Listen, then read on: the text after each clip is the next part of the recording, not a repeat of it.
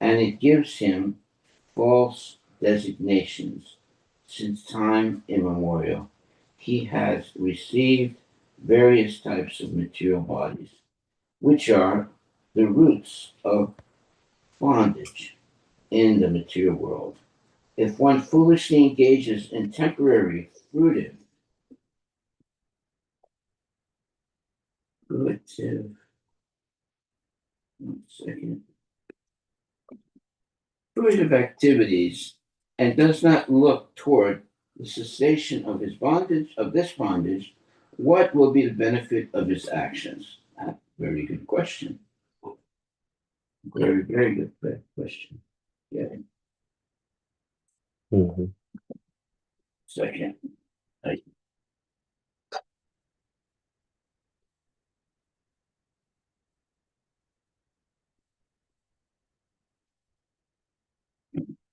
Purport.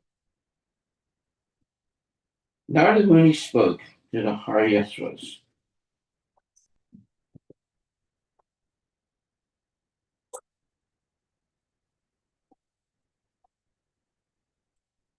Narada Muni spoke to the Harivilas, the sons of Prajapati Daksha, about 10 allegorical subjects: the king, the kingdom, the river, the house, the physical elements, and so forth. After considering these by themselves, the Haryasvas could understand that the living entity encaged in this body seeks happiness, but takes no interest in how to become free from his engagement. Well, that's Mhm. a nonsense person. They only consider their sense gratification, but they don't think about what's going to happen to them: birth, death, old age, and disease. This is a very important verse, since all the living entities in the material world are very active, having obtained their particular types of bodies. A man works all day and night for sense gratification, and animals like hogs and dogs also work for sense gratification all day and night. Birds, beasts, and all other conditioned living entities engage in various activities without knowledge of the soul, encaged within the body. Especially in the human form of body, one's duty is to act in such a way that he can release himself from his engagement. But without the instructions of Narada or his representative in the disciplic succession, people blindly engage in bodily activities to enjoy Maya Sukha, flickering temporary happiness. They do not know how to become free from their material engagements. Rishabhadeva therefore said that such activity is not at all good. Yeah, it's bad, since it encages the soul again and again in a body subjected to the threefold miseries of the material condition. The Haryasvas, the sons of Prajapati Daksha, one second,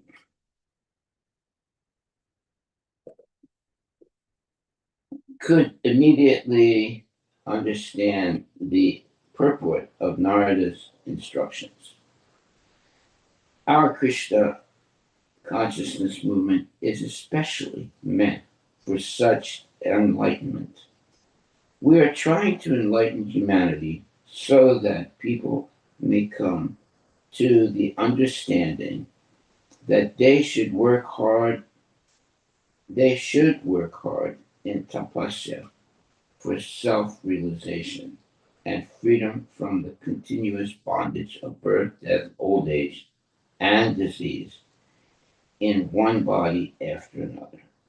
Maya, however, is very strong and she is expert in putting the impediments in the way of this understanding.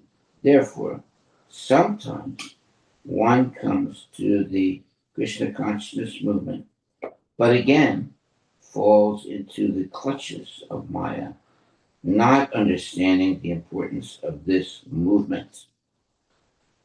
Okay. Text number 12. Narada Muni had said that there is a kingdom where there is only one male. The Harivilas realized the purport of this statement. The only enjoyer is the Supreme Personality of Godhead, who observes everything, everywhere. He is full of six opulences and fully independent of everyone else. He is never subject to the three modes of material nature, for he is always transcendental to this material creation. If the members of human society do not understand him, the Supreme, through their advancement in knowledge and activities, but simply work very hard like cats and dogs all day and night for temporary happiness, what will be the benefit of their activities? Well, it's zero. That's what their benefit is going to be. Only suffering. Purport by Srila Prabhupada. Narada Muni had mentioned a kingdom where there is only one king with no competitor. The complete spiritual world, and specifically the cosmic manifestation, has only one proprietor or enjoyer, the Supreme Personality of Godhead, who is beyond this material manifestation.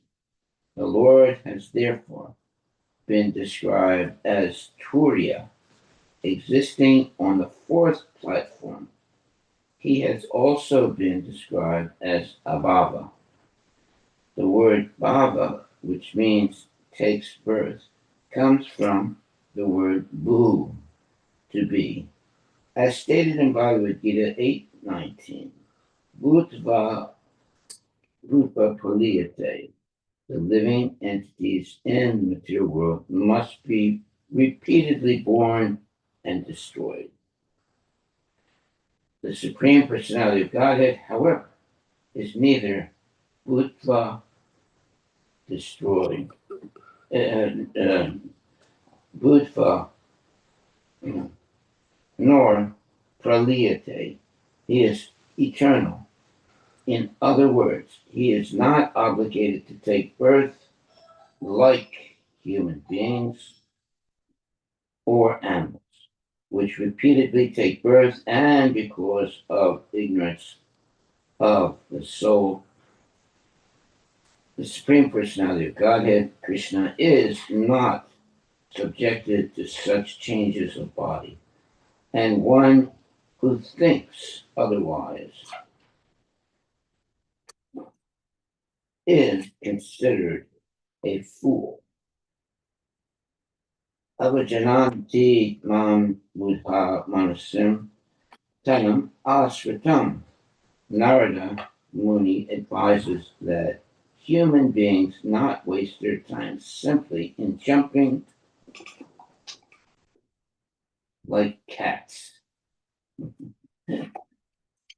and monkeys without real benefit. The duty of a being is to understand the Supreme Personality of Godhead. Okay, that is real education, not monkey life, but Krishna life. Text 13. Narada Muni had described that there is a bila, or hole, from which, having entered, one does not return. Oh, that's dangerous. The Harivilas understood the meaning of this allegory. Hardly once has a person who has entered the lower planetary system, called Patala, been seen to return. Ooh. Ooh. Similarly, if one enters the Vaikuntha Dhamma, Pratyag Dhamma, he does not return to this material world. Well, that's good. Okay. If there is such a place from which, having gone, one does not return to the miserable material condition of life, what is the use of jumping like monkeys in the temporary material world and not seeing or understanding that place? What will be the profit? Zero. Purport. As stated in Bhagavad Gita 15.6, Yad Gatva na nivartante tad dhamma paramam mama. There is a region from which, having gone, one does not return to the material world. This region has been repeatedly described elsewhere in Bhagavad Gita 4.9. Krishna says, Janma karma chame divyam evam yo viditakpata tyakvadeyam punarjanma naiti mam eti. So Arjuna, one who knows the transcendental nature of my appearance and activities does not, upon leaving the body, take his birth again in this material world, but attains my eternal abode, O Arjuna. Very nice verse. That is Bhagavad Gita 4.9. We've read that many times. Mm-hmm. One who knows the transcendental nature of my appearance and activities does not, upon leaving the body, take his birth again in this material world, but attains my eternal abode. If one can properly understand Krishna, who has already been described as the Supreme King, he does not return here after giving up his material body. This fact has been described in this verse of Srimad Bhagavatam. Puman, Naivaiti Yadgatva. He does not return to this material world, but returns home back to Godhead to live an eternally blissful life of knowledge. Why do people not care about this? Unfortunately. What will be the benefit of taking birth again in this material world? Sometimes as a human being, sometimes as a demigod, and sometimes as a cat or dog. What is the benefit of wasting time in this way? Krishna has very definitely asserted in Bhagavad Gita 8.15, Malam upitya punarjanma dukalayam asasvatam na punuvanti mahatmana samsiddhim paramam gata. After attaining me, the great souls, who are yogis in devotion, never return to this temporary world, which is full of misery, because they have attained the highest perfection. Going back to Godhead. One's real concern should be to free himself from the repetition of birth and death and attain the topmost perfection of life by living with the Supreme King in the spiritual world. In these verses, the sons of Daksha repeatedly say, Kim asat karmabir bhavet. What is the use of impermanent fruitive activities? And nothing. It's all just a waste of time. Text 14. Nana rupa atmano buddhi swayar niva guna vita tad nishtam agatas yeha kim asat kamabir bhavet.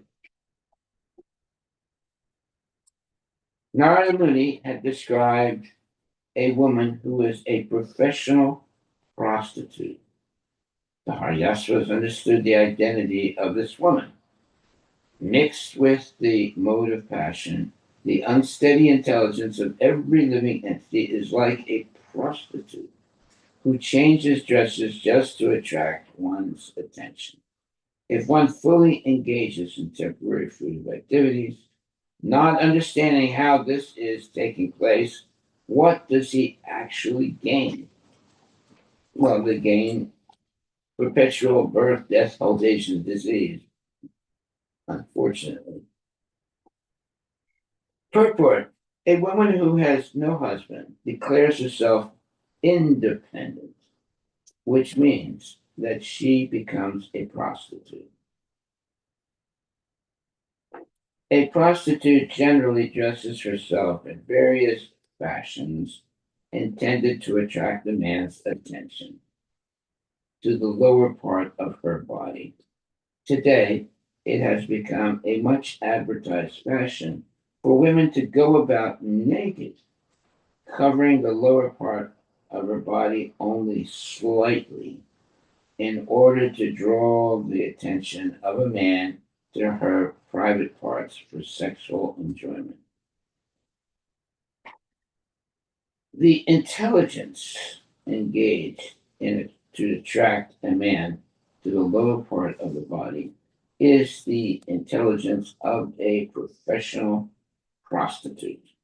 Similarly, the intelligence of a living entity who does not turn his attention toward Krishna or the Krishna consciousness movement simply changes dresses like a prostitute. What is the benefit of such foolish intelligence? One should be intelligently conscious in such a way that he need no longer change from one body to another.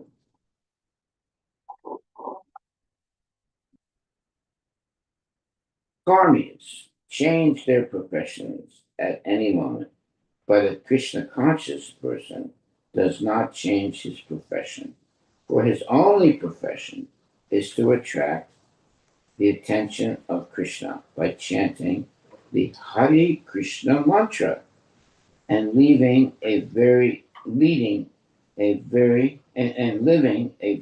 simple life without following daily changes of fashion. In our Krishna consciousness movement, fashionable persons are taught to adopt one fashion, the dress of a Vaishnava, with a shaved head and tilak. They are taught to be always clean in mind, dress, and eating in order to be fixed in Krishna consciousness.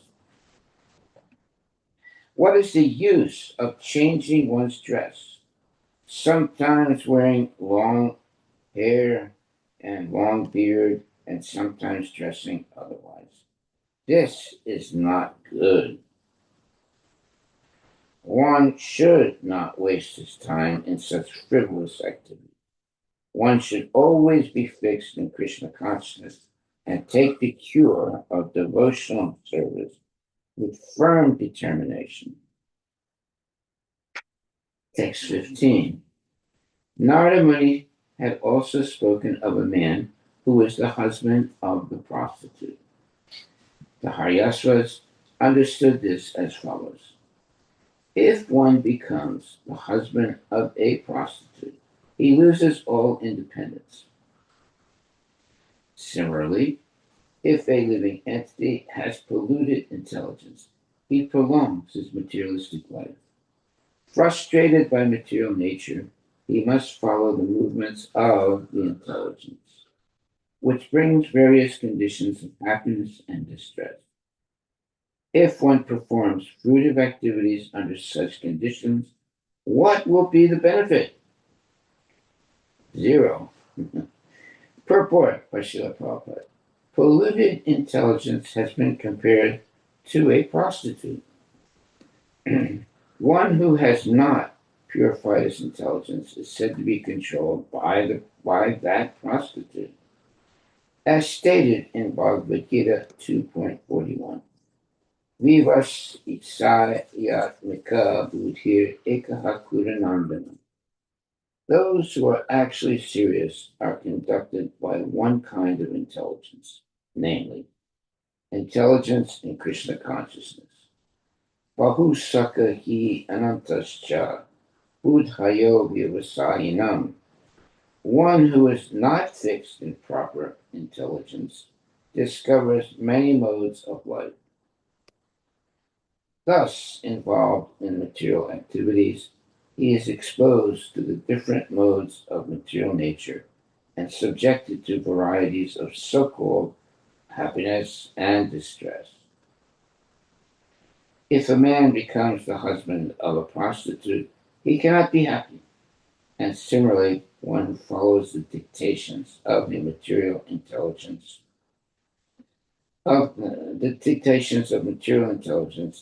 and material consciousness will never be happy.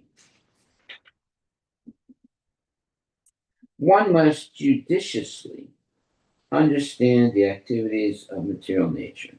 As stated in Bhagavad Gita 3:27, Prakrite kriyamanani gunai karmani sarvasaha ahankara vimudatma kartaham iti manyate.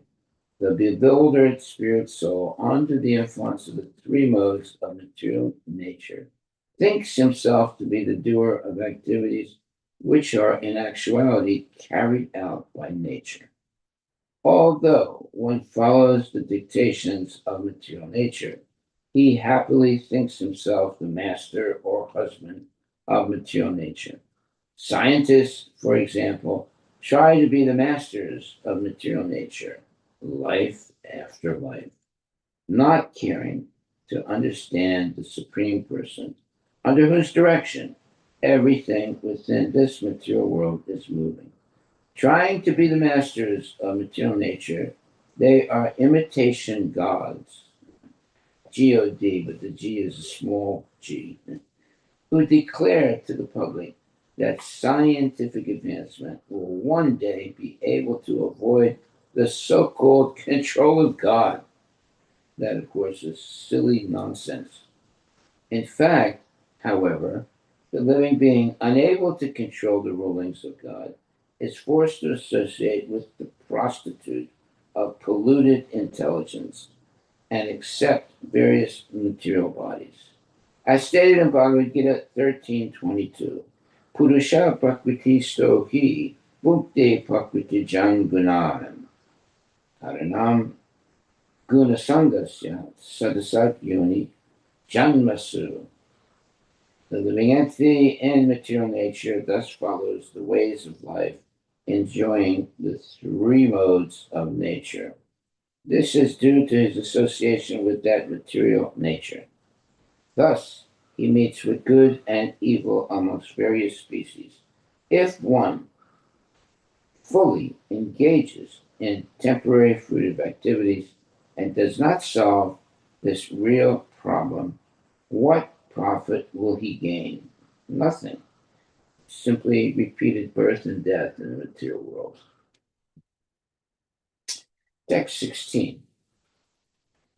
Narada Muni had said that there is a river flowing in both directions. The Harivilas understood the purport of this statement. Material nature functions in two ways, by creation and dissolution. Thus, the river of material nature flows both ways. A living entity who unknowingly falls in the river is submerged in its waves. And since the current is swifter near the banks of the river, he is unable to get out. What will be the benefit of performing fruitive activities in that river of Maya? Purports. One may be submerged in waves of the river of Maya, but one may also get free from the waves by coming to the banks of knowledge and austerity. Near these banks, however, the waves are very strong.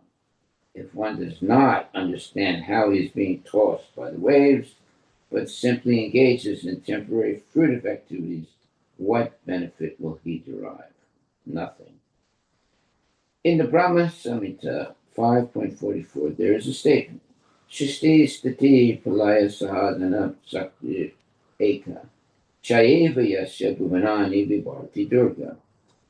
The Maya Shakti Durga is in charge of Shristi Stiti Palaya, creation and dissolution, and she acts under the direction of the Supreme Lord. Madakshina Prakriti Suyadesa Characharam. When one falls in the river of nations, meaning ignorance, he is always tossed here and there by the waves. But the same Maya can also save him when he surrenders to Krishna or becomes Krishna conscious. Krishna consciousness is knowledge and austerity. A Krishna conscious person takes knowledge from the Vedic literature, and at the same time, he must practice austerities. To attain freedom from material life, one must take to Krishna consciousness. Otherwise, if one very busily engages in the so called advancement of science, what benefit will he derive? If one is carried away by the waves of nature, what is the meaning of being a great scientist or philosopher? Mundane science and philosophy are also material creations. One must understand how Maya works and how one can be released from the tossing waves of the river of nescience or ignorance. That is one's first duty. Wow, people are ignoring their number one duty. Text 17. Narada Muni had said that there is a house made of 25 elements. The Harivilas understood this analogy. The Supreme Lord is the reservoir of all 25 elements, and as the Supreme Being, the conductor of cause and effect, he causes their manifestation. If one engages in temporary fruitive activities, not knowing that the Supreme Person, not knowing that Supreme Person, what benefit will he derive? Purport by Srila Prabhupada. Philosophers and scientists conduct scholarly research to find the original cause, but they should do so scientifically, not whimsically or through fantastic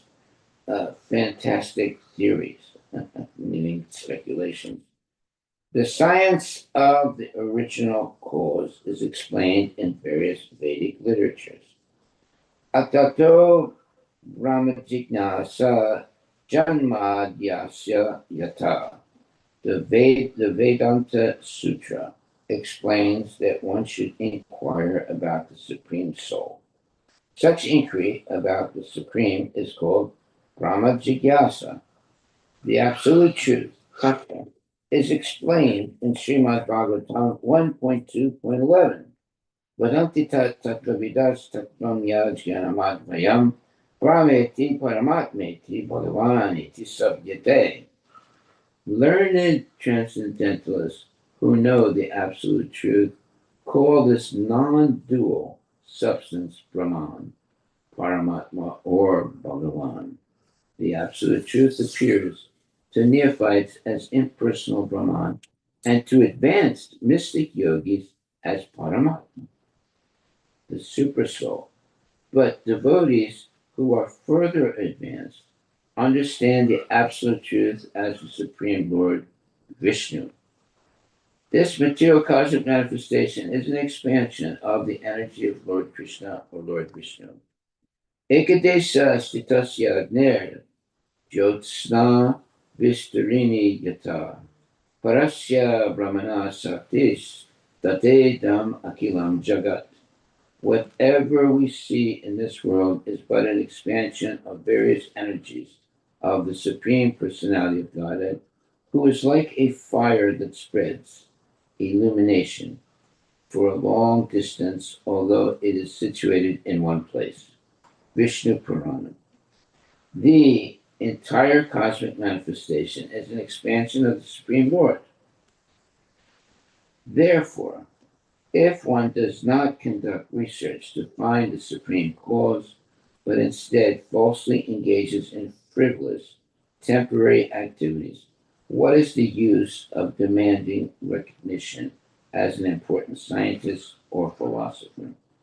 Yeah. So, I mean, these frivolous temporary activities. Well, one example of that is trying to go to the moon.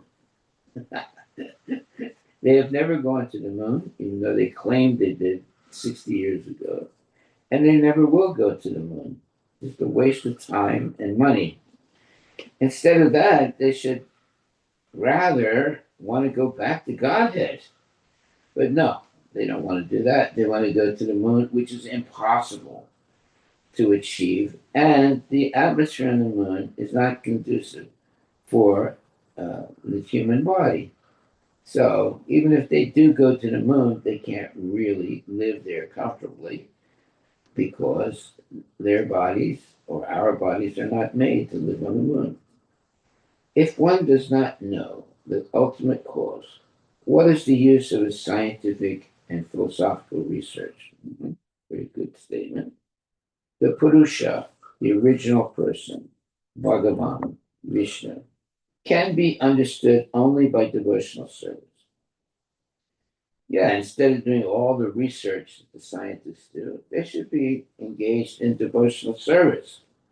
Bhatyamam abhijanati yamanyascha sritatvata.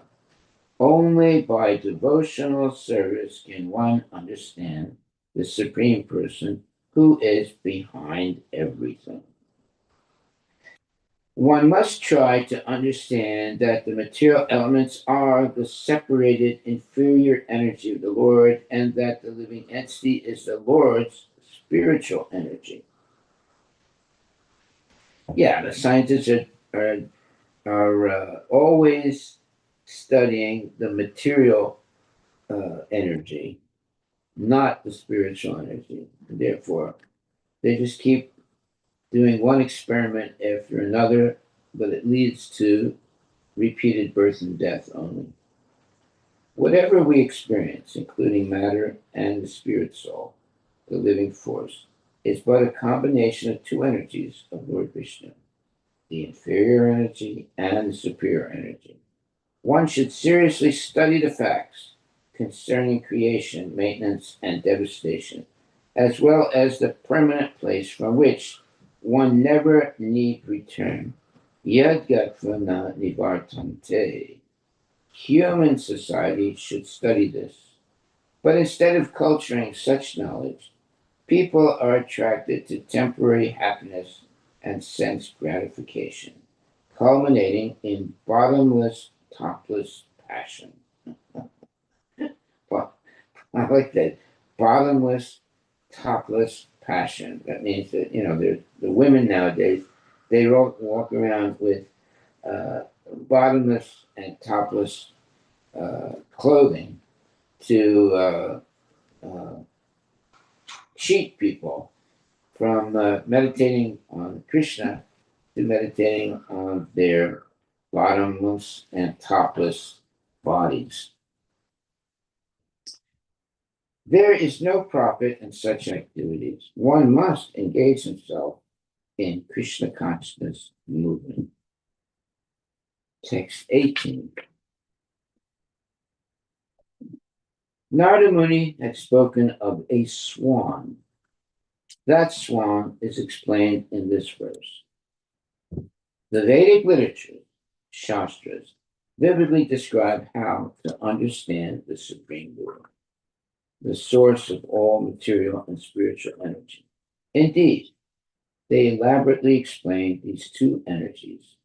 The swan, or Hamsa, is one who discriminates between matter and spirit, who accepts the essence of everything, and who explains the means of bondage and the means of liberation. Yeah, you have to know both bondage and liberation. The words of scriptures consist of variegated vibrations. If a foolish rascal leaves aside the study of these shastras to engage in temporary activities, what will be the result? Well, it will be zero. Purport by Srila Prabhupada. The Krishna consciousness movement is very eager to present Vedic literature in modern languages, especially Western languages such as English. French, and German. The leaders of the Western world, the Americans and Europeans, have become the idols of modern civilization because the Western people are very sophisticated in temporary activities for the advancement of material civilization. A sane man, however, can see that all such grand activities, although perhaps very important for temporary life, have nothing to do with eternal life. That's the truth. The entire world is imitating the materialistic civilization of the West. And therefore, the Krishna consciousness movement is very much interested in giving the Western people knowledge by translating the original Sanskrit Vedic literatures into Western languages. The word Vivikta Padam refers to the path of logical discourses concerning the aim of life. If one does not discuss that which is important in life, one is put into darkness and must struggle for existence. What then is the benefit of his advancement in knowledge? The people of the West are seeking their students, becoming hippies, despite gorgeous arrangements for their university education. Oh, I love that statement. Let me read that again. The people of the West are seeing their students becoming hippies, despite gorgeous arrangements for university education. The Krishna consciousness movement, however, is trying to convert misguided, drug addicted students to the service of Krishna and engage them in the best welfare activities for human societies. Text 19. Let me just read it again. The Krishna consciousness movement, however, is trying to convert misguided, drug addicted students to the service of Krishna and engage them in the best welfare activities for human society. I hope everyone is hearing this. Text 19. Narada Muni had spoken of physical object made of sharp blades and thunderbolts. The Harivilas understood this allegory as follows. Eternal time moves very sharply as if made of razors and thunderbolts. Uninterrupted and fully independent, it drives the activities of the entire world. If one does not try to study the eternal element of time, what benefit can he derive from performing temporary material activities? Very, very profound statement. Purport. This verse explains the words Kshora Pavyam Swayam Brahmi, which especially refers to the orbit of eternal time. It is said that time and tide wait for no man. Yes. According to the moral instructions of the great politician Chanakya Pandita, Ayushya Kshanam Ekopi Na Labhya Swarna Kuti Bihi Nachen Nir Artakam Niti Kacha Hanis Tato Dika. Even a moment of one's lifetime should not be returned in exchange for millions of dollars. Right? Yeah, as soon as a moment goes by, you'll never be able to buy it back. Therefore, one should consider how much loss one suffers if he wastes even a moment of his life for nothing. Living like an animal, not understanding the goal of life, one foolishly thinks that there is no eternity and that his lifespan of 50, 60, or at the most 100 years is everything. This is the greatest foolishness. Time is eternal, and in the material world, one passes through different phases of his eternal life. Time is compared herein to a sharp razor. A razor is meant to shave the hair from one's face, but if not carefully handled, the razor will cause disaster. It will get cuts. One is advised not to create a disaster by misusing his lifetime. One should be extremely careful to utilize the span of his life for spiritual realization or Krishna consciousness. Text 20. Narada Muni had asked how one should ignorantly defy one's own father. The Harivilas understood the meaning of this question. One must accept the original instructions of the Shastra. According to Vedic civilization, one is offered a sacred thread as a sign of second birth. One takes his second birth by dint of having received instructions in the Shastra from a bona fide spiritual master. Therefore, Shastra, scripture, is the real father. All the Shastras instruct that one should end his material way of life. If one does not know the purpose of the Father's orders, the Shastras, he is ignorant. The word of material father, the words of a material father who endeavors to engage his son in material activities are not the real instructions of the father. Yeah, father would just mislead the son to have a life of sense gratification. Purport. Bhagavad Gita 16.7 says, Pavritim cha nivritim cha jana na vidur asura. Demons who are less than human beings, but are not called animals, do not know the meaning of poverty and nivriti. Work to be done and work not to be done. The material world. In the material world, every living entity has a desire to lord it over the material world as much as possible. This is called poverty marga. All the Shastras, however, advise nivriti marga, or release from the materialistic way of life. Apart from the Shastras of the Vedic civilization, which is the oldest of the world, okay, Vedic civilization is the oldest civilization of the world. Other Shastras agree on this point. For example, in the Buddhist Shastras, Lord Buddha advises that one achieve nirvana by giving up the materialistic way of life. In the Bible, which is also Shastra, one will find the same advice.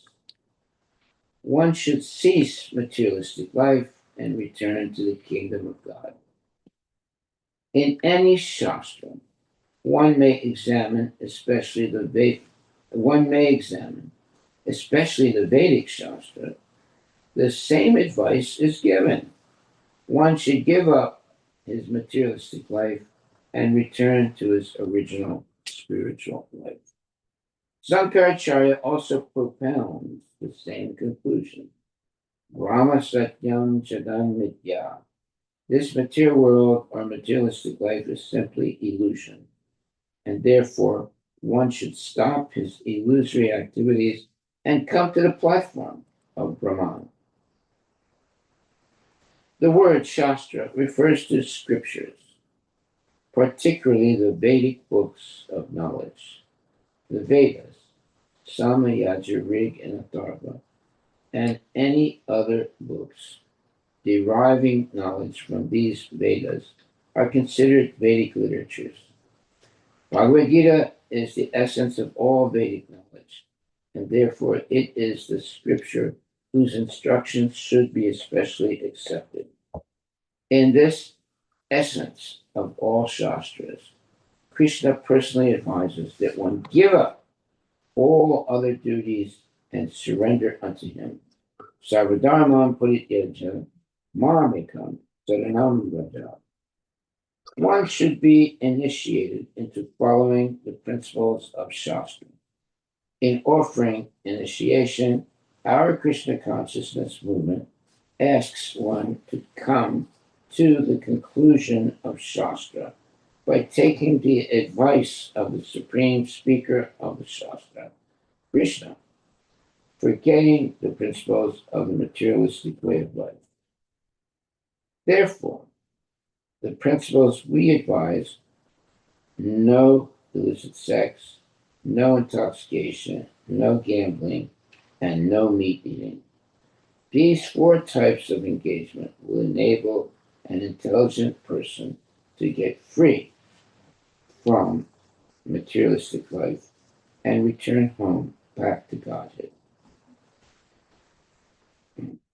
So, no illicit sex, no intoxication, no gambling, and no meat eating. In regards to the instructions of the father and mother, it may be said that every living entity, including even the insignificant cats, dogs, and serpents, take birth of a father and mother. Therefore, getting a material father and mother is not a problem. In every form of life, birth after birth, the living entity gets a father and mother. In human society, however, if one is satisfied with his material father and mother and their instructions and does not make further progress by accepting a spiritual master and being educated in the Shastras, he certainly remains in darkness.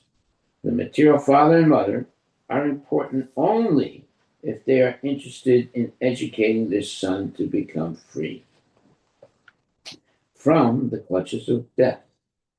As instructed by Rishabhadev, Bhagavatam 5.5.18. Pita na sasyat janani na sasyat na mochayed ya samupeta mrityum. One should not strive to become a mother or father if one cannot save one's dependent son from the impending danger of death. A parent who does not know how to save his son has no value because such fathers and mothers may be had in any form of life, even among cats, dogs, and so on.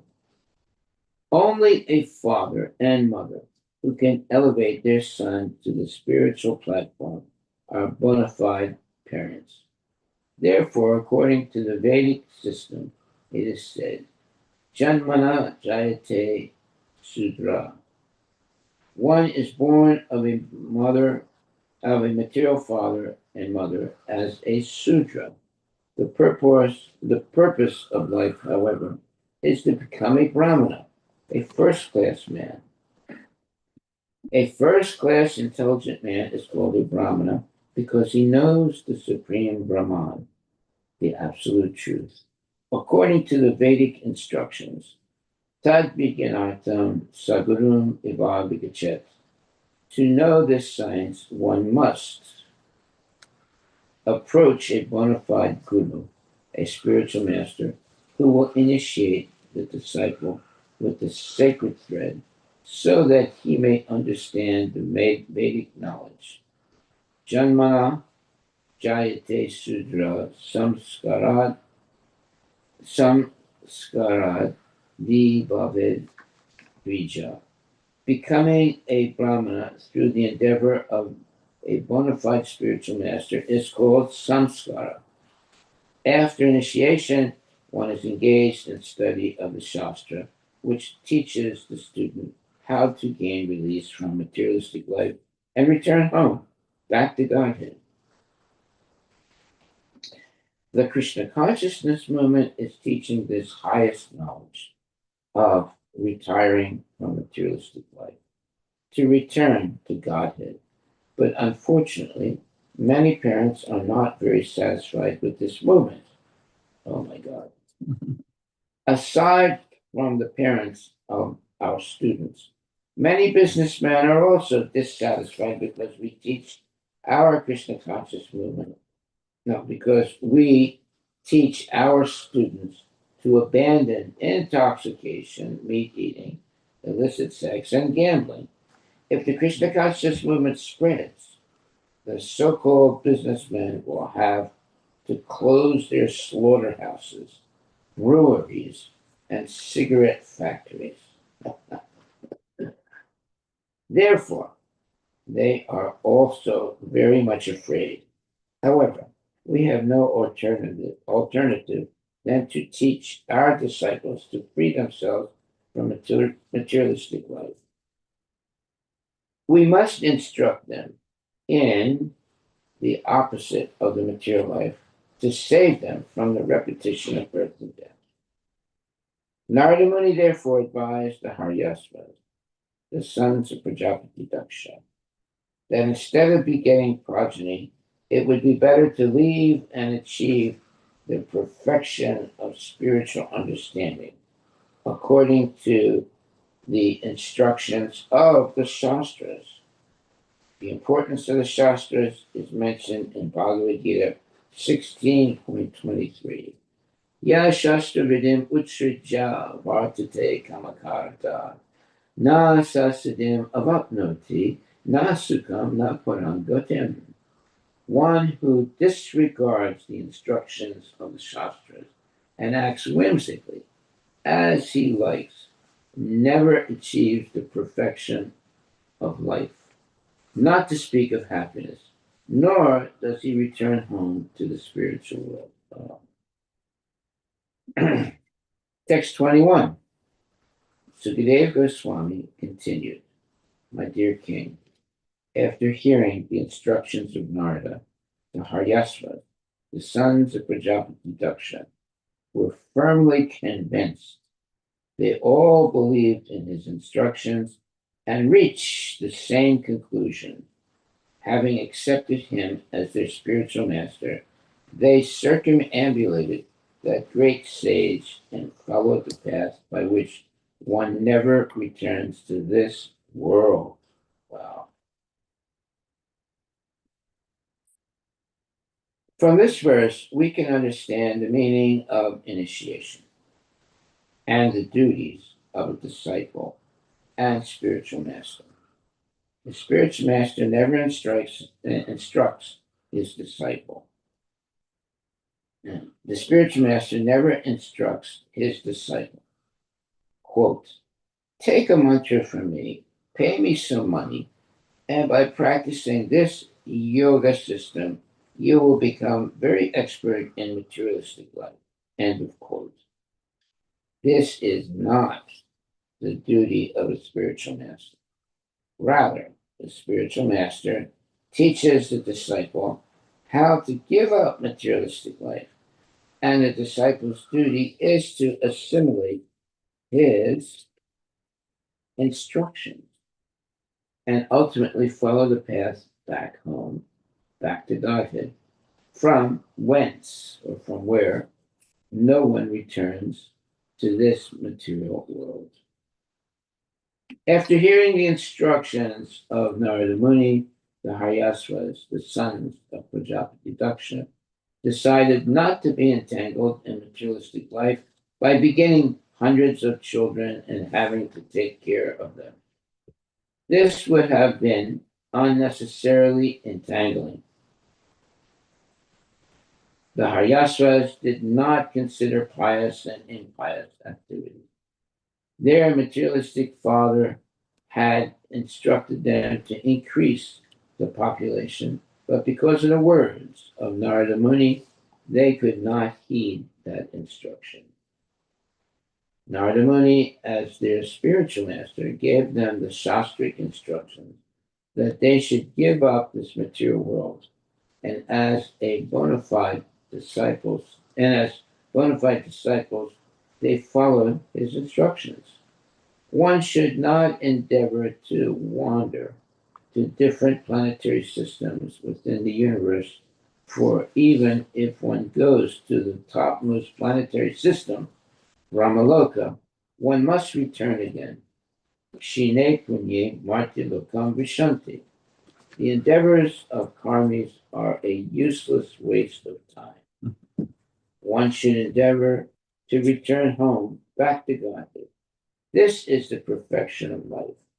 As the Lord says in Bhagavad Gita 8.16, Abrahma Bhuvana Loka Punar Avartina Virjana Mamupetya Nakmonteya Punarjanma Navidyate. From the highest planet in the material world down to the lowest, all are places of misery, wherein repeated birth and death take place. But one who attains to my abode, O son of Kunti, never takes birth again. Haribol, that should be our purpose in life. Never take birth again. Text 22. The 7 musical notes. Sarigama, Pada, Ni are used in musical instruments, but originally they come from the Samaveda. The great sage Narada vibrates sounds describing the pastimes of the Supreme Lord.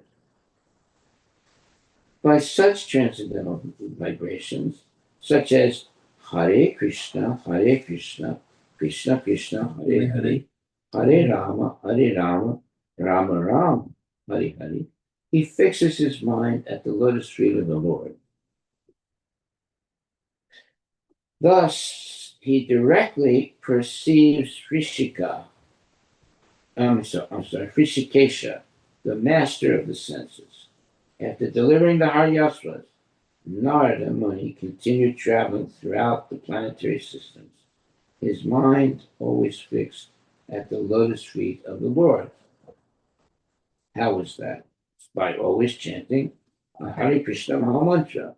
Hare Krishna, Krishna Krishna, Hare Hare, Hare Rama, Rama Rama, Hare Hare.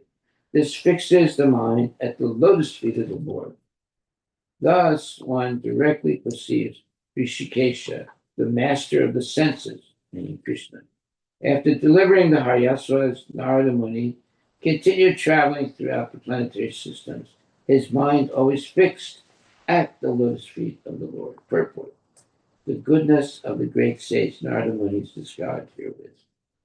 He always chants about the pastimes of the Lord and delivers the fallen souls back to Godhead. In this regard, Srila Bhaktivinoda Thakur has sung Narada Muni Bhajaya Vina Radhika Ramana Name Nama Amani Udita Haya Bhakata Gita Same Amidara Vaisagana Shavana Yugala Gita Bhakat Jana Sangamit Nache Pariya Apanahiya Madhuri Pura Asabapasi Mataya Jagat Jane Keha Nakande Keha Vanachi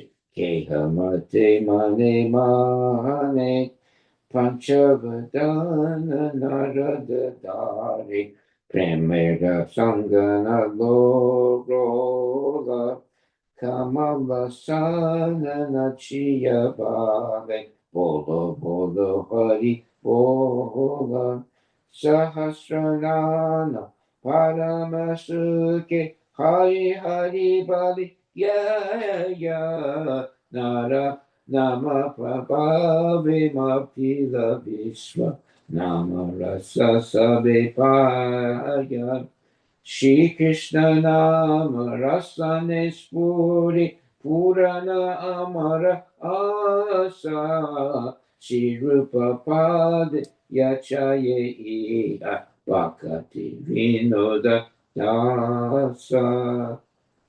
The purport of this song is that Narada Muni, the great soul, plays a stringed instrument called a veena, vibrating the sound Radhika Rama, which is another name for Krishna.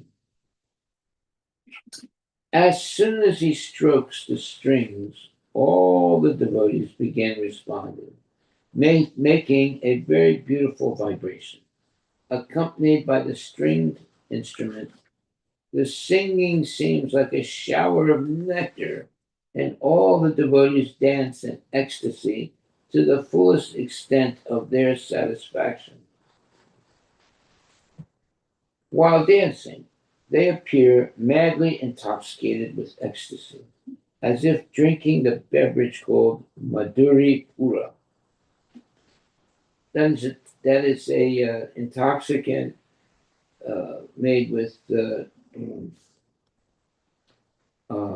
nectar or what do you call it? Honey.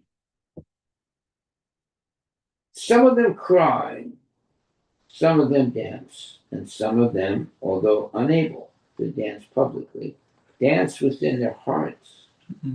Lord Shiva embraces Narada Muni and begins talking in an ecstatic voice. And seeing Lord Shiva dancing with Narada, Lord Brahma also joins, saying, "All of you kindly chant, Haribol, Haribol." The king of heaven, Indra, also gradually joins with great satisfaction and begins dancing and chanting, Haribol, Haribol. In this way, by the influence of the transcendental vibration of the holy name of God, the whole universe becomes ecstatic. Bhaktivinoda Thakur says, when the universe becomes ecstatic, my desire is satisfied. Therefore, I pray unto the lotus feet of Rupa Goswami that this chanting of Hare Nama may go on nicely like this. Haribol. Lord Brahma is the guru of Narada Muni, who is the guru of Vyasadeva, and Vyasadeva is the guru of Madhvacharya. Thus, the Gaudiya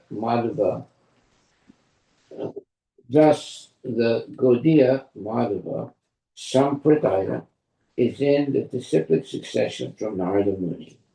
The members of this disciplic succession, in other words, the members of the Krishna consciousness movement, should follow in the footsteps of Narada Muni by chanting the transcendental vibration, Hare Krishna, Krishna Krishna, Hare Hare, Hare Rama, Rama Rama, Hare Hare.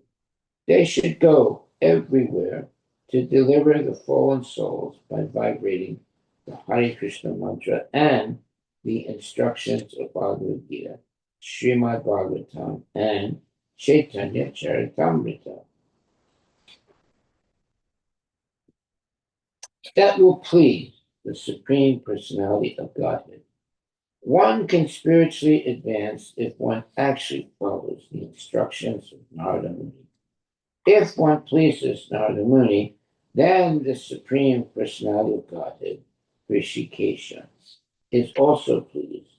Yasya prasada, Bhagavat prasada. The immediate spiritual master is the representative of Narada Muni. There is no difference between the instructions of Narada Muni and those of the present spiritual master. Both Narada Muni and the present spiritual master speak the same teachings of Krishna, who says in Bhagavad Gita 18.65 and 66, Manmana bhava mad bhakto madhyajimnam mam namaskuru mam evaishyasi satyam te pratijane priyosi me sarvadharmam parityaja mamikam saranam vraja aham tvam sarvapapebhyo mokshisyami masucha. Always think of me and become my devotee. Worship me and offer your homage unto me. Thus you will come to me without fail. I promise you this because you are my very dear friend. Abandon all varieties of religion and just surrender unto me. I shall deliver you from all sinful reactions. Do not fear. Man manavava mad bhakto mad yajimam namaskuru mam ivaishasi satyam te pratijane priyosi me. Sarvadharmam prityaja mamekam saranam vraja aham tvam sarvapapebhyo mokshisyami mahasucha. Wonderful, wonderful verses, wonderful instructions to become liberated from the cycle of birth and death. Always think of me and become my devotee. Worship me meaning Krishna, and offer your homage unto me, your respects to me. Thus you will come to me without fail. I promise you this, because you are my very dear friend. Abandon all varieties of religion and just surrender unto me. I shall deliver you from all sinful reactions. Do not fear. Okay. Text 23. What time is it? Is our time up? 7:47. Yes, Maharaj. Yeah. Okay. All right. I think we'll stop there because this is all nectar here. So, and this is very good instruction. Our takeaway for today is Krishna says, always think of me and become my devotee. Worship me and offer your homage unto me. Thus you will come to me without fail. I promise you this because you are my very dear friend. Abandon all varieties of religion and just surrender unto me. I shall deliver you from all sinful reaction. Do not fear. This is the quintessential, ultimate statement of love and affection of Krishna. Always think of me and become my devotee. Worship me and offer your homage unto me, your respects to me. Thus you will come to me without fail. I promise you this because you are my very dear friend. Abandon all varieties of religion and just surrender unto me. I shall deliver you from all sinful reaction. Do not fear. This is the ultimate statement of Krishna's love for the living entities who are lost in the material world. And also, Manmana Bhagavad Bhakto, it's a Sanskrit translation of what I just read. Manmana Bhagavad Bhakto Madhyajimam Namaskuru Mam Tivaishasi Satyam Te Pratijane Priyosime Sarvadharmam Prityaja Mamekam Saranam Raja Aham Tvam Sarvapapebhyo Mokshisyami Mahasucha. Always think of me and become my devotee. Worship me and offer your homage unto me. Thus you will come to me without fail. I promise you this because you are my very dear friend. Abandon all varieties of religion and just surrender unto me. I shall deliver you from all sinful reaction. Do not fear. Okay, this is our takeaway for today. Haribo, all glories to Srila Prabhupada. Are there any questions or comments? Are there any questions or comments? Hare Krishna Maharaj. Haribo. Maharaj, I just want to understand, like here in the our shastras, everything is for the sons or for the men. All the instructions is for the you know parents of the boys. So what about the women? Like what is the position of a woman? Okay, well, because the instruction given to the boys is for the women also.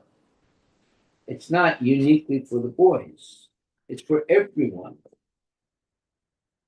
So I mean, if you want to hear every time an instruction is given for the boys, you want to hear, well, this is for the girls also. Well, no, it's not necessary. Boys and girls are the same thing. So when you get the instruction that sounds like for boys, it's meant for girls also. Girls are not excluded from the instructions given in the Shastras. Thank you, Maharaj. Yeah, Srila Prabhupada never rejected women. He initiated women. And he also gave women very important positions, even up to the point of being gurus. So Prabhupada never, let's say, avoided women. He gave the same instruction to men and women, and to achieve the same goal, to go back to Godhead. So Prabhupada did not ignore women. He was always interested to see the boys and girls make tangible spiritual advancement and go back to Godhead. And also, he did say that women are sometimes the best preachers of Krishna consciousness. So, do not think that Prabhupada ignored women. And do not think that Krishna consciousness is for men only. And sometimes women are more spiritually, let's say, adept at Krishna conscious activities than men are. Therefore, women are never ignored in Krishna consciousness. Sometimes there are stupid men that, they want to ignore the women, but that's not Krishna consciousness. Prabhupada did not ignore women who were serious to become Krishna conscious. He initiated women. There are some people, some gurus, they don't initiate women at all. Prabhupada initiated women, gave them the mantra, the Hare Krishna Maha Mantra, and initiated women and gave them responsibilities also in Krishna consciousness. So we should not think that women are excluded from being spiritually elevated living entities, following the rules and regulations of Krishna consciousness and holding responsibility to educate children to become devotees. That is a huge responsibility and a necessary responsibility. And Prabhupada never excluded women. He was always including women in all the work. In fact, he actually also proudly said to his godbrothers, I have spread this movement with husband and wife. Usually it's this husband, it's this man, right? But no, he said, I have spread this movement with husband and wife. So Prabhupada did not ignore women. If anything, he encouraged them, knowing very well how potent the preaching of women is. Okay, so our takeaway from today, Krishna said, always think of me and become my devotee. Worship me and offer your homage or your respects to me. Thus you will come to me without fail. I promise you this, because you are my very dear friend. Abandon all varieties of religion and just surrender unto me. I shall deliver you from all sinful reactions. Do not fear. Now, this Bhagavad Gita, chapter 18, 65 and 66 verses is directly aimed at men and women women are not excluded from these two mantras, Manmanabhava Madbhakto and Sarvadharma Pranityaja. Always think of me and become my devotee. Worship me and offer your homage unto me. It doesn't say this is only for men, not for women. No, this is for men and women. Okay? Thus you will come to me without fail. I promise you this because you are my very dear friend. Abandon all varieties of religion and just surrender unto me. I shall deliver you from all sinful reaction. Do not fear. This is why Prabhupada initiated men and women, and he gave them the uh, the Maha Mantra, of course, and also the what do you call that? Uh, it gave women the what is it called? Forget. Um, anyway, he never excluded women. He always invited them on an equal level with the men for engaging in Krishna consciousness. That is the gospel truth. Therefore, there is no such thing as ignoring the women. Rather, Prabhupada engaged the women equally with the engagement of the men in Krishna consciousness. Oh, glories to Srila Prabhupada Ki Jai. Are there any questions that anyone would like to ask? Any questions or comments?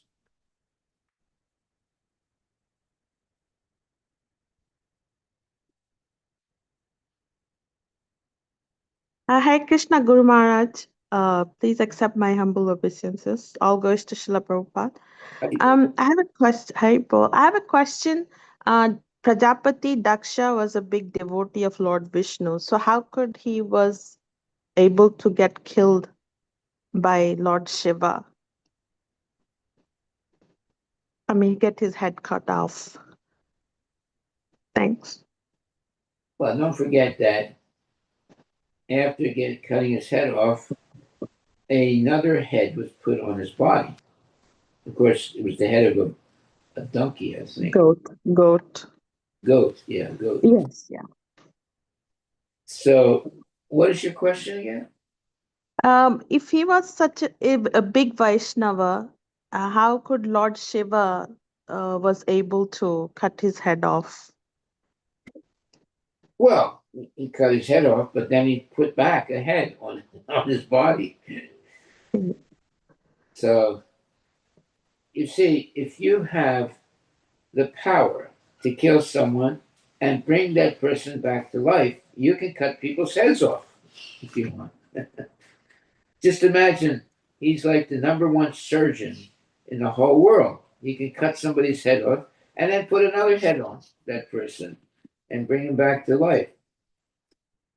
That was to show that people who are not following properly Krishna consciousness, uh, the mercy of a devotee is that they can cut the head off of that person and then put back the head so that they can continue functioning in Krishna consciousness.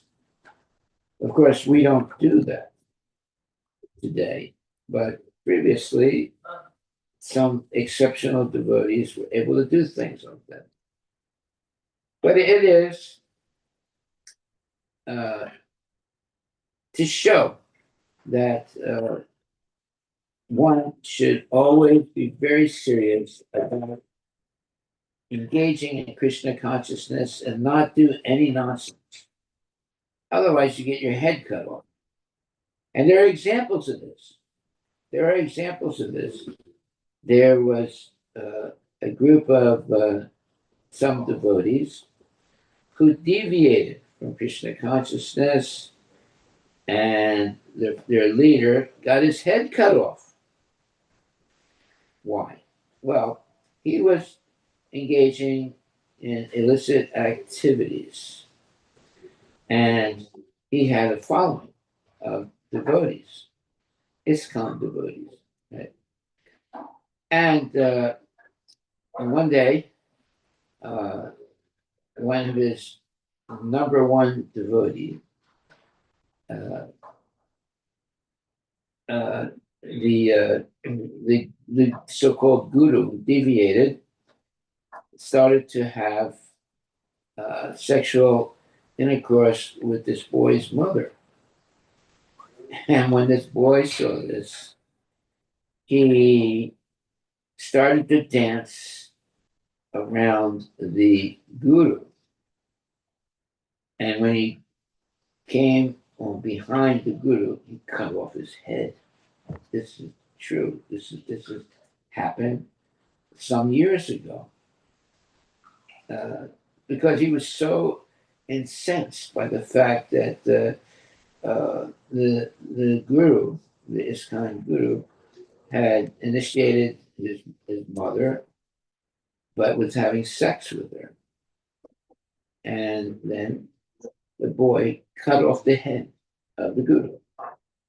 So this Krishna consciousness business, especially becoming a guru, is very dangerous if you don't strictly follow the rules and regulations. You can get your head cut off. There was one example in ISKCON of a boy who cut off the head of his guru and his mother's guru because the guru was having sex with the mother. Oh my God, such a horrible thing. Okay, well, we'll stop right there with head cuttings of those who deviate from Krishna consciousness. Of course, we don't do that, but it does happen to people who deviate from Krishna consciousness. Okay, are there any other questions or comments?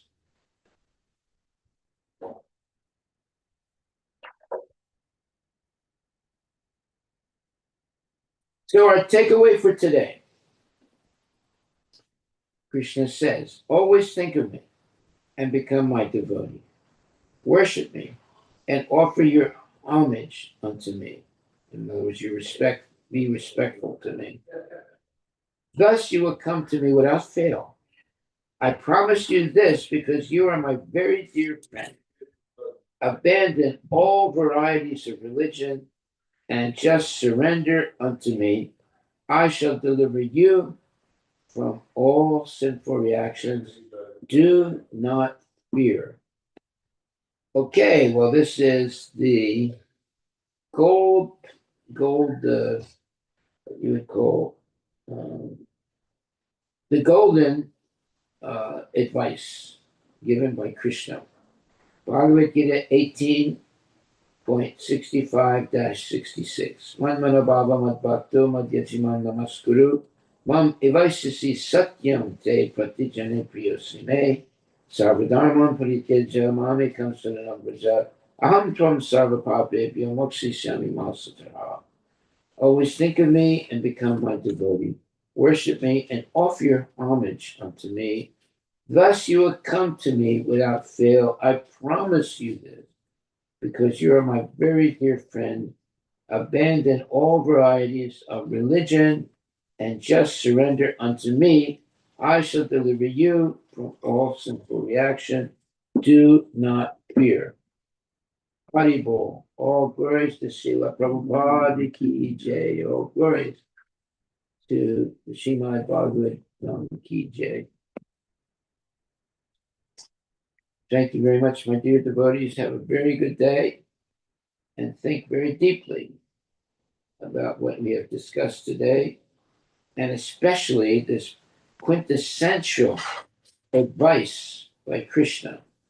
Always think of me and become my devotee. Worship me and offer your homage unto me. Thus you will come to me without fail. I promise you this, because you are my very dear friend. Abandon all varieties of religion and just surrender unto me. I shall deliver you from all sinful reaction. Do not fear.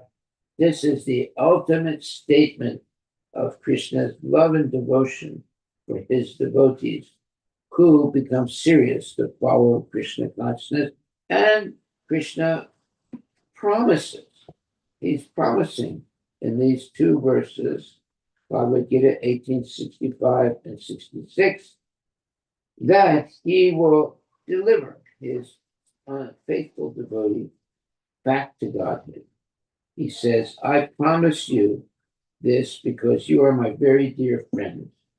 Abandon all varieties of religion and just surrender unto me. I shall deliver you from all sinful reaction. Do not fear.